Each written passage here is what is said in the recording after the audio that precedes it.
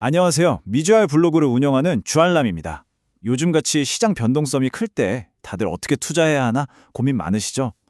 그래서 오늘은요, 제가 실제로 쓰는 저만의 생존 비법, 저의 투자 플레이북을 여러분께 특별히 한번 공개해 볼까 합니다. 이 문장, 이게 바로 제 투자 철학의 심장이라고 할 수 있습니다. 저는요, 시장을 맞추려고 애쓰지 않아요. 그 대신에 마치 축구 경기처럼 강력한 공격으로 기회를 딱 잡고 또 동시에 철통 같은 수비로 어떤 위기가 와도 내 포트폴리오를 지켜내는 거죠. 모든 건 이 간단한 원칙에서 시작됩니다. 자, 그럼 첫 번째로 제 투자의 뼈대가 되는 기본 원칙들부터 한번 살펴보시죠.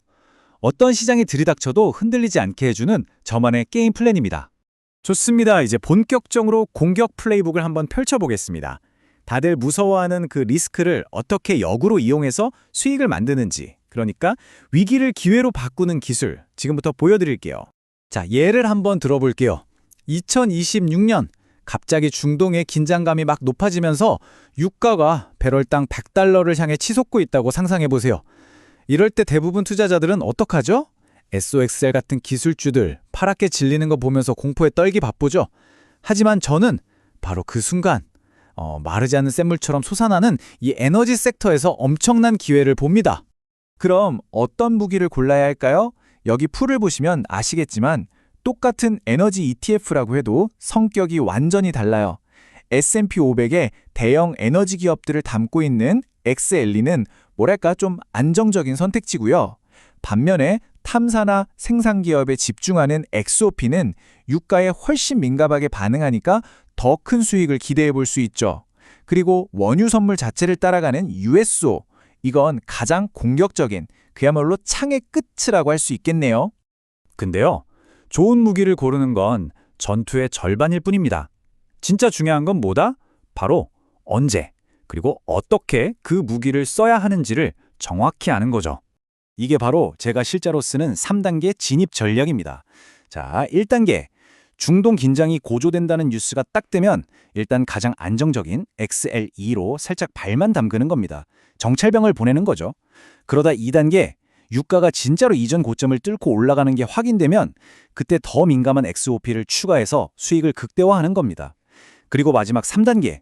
유가가 막 100달러 가까이 가면서 시장이 과열됐다 싶으면 GUSH 같은 레버리지 ETF로 짧고 굵게 마지막 불꽃을 노리고 빠지는 거죠. 이렇게 나눠서 들어가면 고점에 확 물려버리는 위험을 크게 줄일 수 있습니다.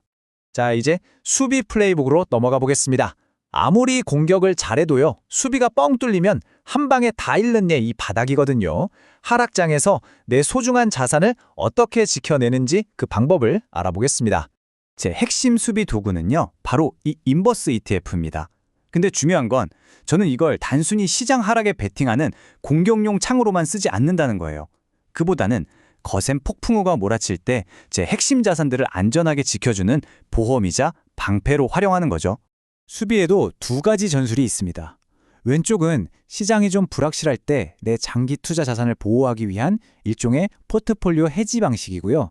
오른쪽은 야, 이거 시장 무너지겠다 확신이 들 때 짧게 치고 빠지는 공격적인 숏배팅이죠. 이 둘은 완전히 다른 게임이에요. 특히 오른쪽 2배 인버스는 100m 단거리 달리기처럼 정말 짧고 굵게 끝내야 하는 아주 고위험 전략이라는 걸 절대 잊으면 안 됩니다. 저는 이때를 정말 똑똑히 기억합니다. 2026년 3월이었죠. 미국 경제에 대한 걱정, 지정학적 리스크 이런 게 막 겹치면서 시장이 정말 크게 얻어맞았어요. 시장이 무려 10% 넘게 폭락하던 바로 그때 제 성장주 계좌는 당연히 파랗게 멍들었죠.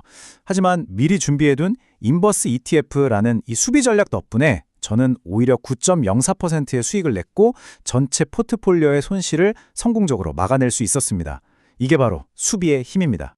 자, 좋은 무기를 갖는 것만으로는 전쟁에서 이길 수 없다고 했죠? 더 중요한 건 바로 그 무기를 어떻게 다루느냐 하는 원칙입니다. 이게 바로 리스크 관리의 핵심이고요. 저도 사실 예전에 SOXL 같은 레버리지 상품에 크게 들어갔다가 정말 뼈아픈 손실을 본 경험이 있습니다. 그 고통스러운 경험이 저한테 딱 한 가지를 가르쳐 주더군요. 레버리지는 이익을 증폭시키는 것과 똑같은 속도로 손실도 증폭시킨다는 거. 그 이후로는 모든 투자에 앞서서 이 리스크 관리 원칙부터 세우게 됐습니다. 이게 바로 제가 목숨처럼 지키는 저의 황금률입니다. 여러 가지가 있지만 특히 중요한 건 첫째, 포지션 사이즈, 즉 비중 조절. 단 한 번의 배팅에 배가 가라앉게 만들면 절대 안 된다는 거. 그리고 둘째, 레버리지는 무조건 짧고 작게만 써야 한다는 겁니다. 이 원칙들이 상승장에서는 저를 흥분하지 않게 자제시켜주고 하락장에서는 깡통차지 않게 지켜주는 거죠. 자, 그럼 이 모든 걸 종합해 볼 때 제 플레이북에서 가장 중요한 단 하나의 핵심은 과연 무엇일까요? 핵심은 예측이 아니라 준비입니다. 내가 맞았을 때만 돈을 버는 그런 포트폴리오가 아니고요. 내가 틀렸을 때도 완전히 망가지지 않는 그런 견고한 시스템을 만드는 것, 그것이야말로 제 플레이북이 추구하는 최종 목표입니다. 저의 게임 플랜은 이렇습니다. 자, 그렇다면 이제 여러분의 게임 플랜은 무엇인가요? 앞으로 다가올 시장의 파도에 어떻게 대비하고 계신가요? 오늘부터 여러분만의 플레이북을 한번 곰곰이 생각해 보시길 바랍니다. 오늘 설명드린 내용에 대해서 더 깊이 있는 분석이나 실시간 시장에 대한 제 생각이 궁금하시다면 미주알.com을 방문해 주세요. 시청해 주셔서 정말 감사합니다. 지금까지 미주알의 주알람이었습니다.